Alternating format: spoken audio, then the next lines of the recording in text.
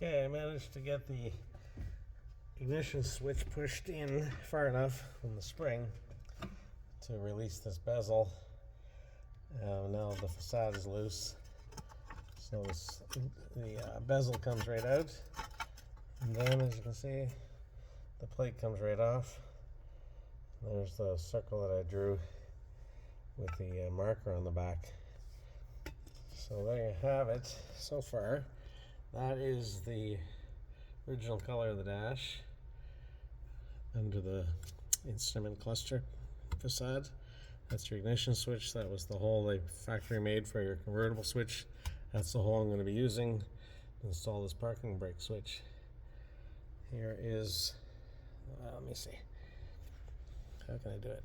There is the ignition switch. There's basically a little tab on each side that push in and turn onto here. And there is the back of the facade. Okay, I'm going to go and drill the hole in this guy and get onto the installation.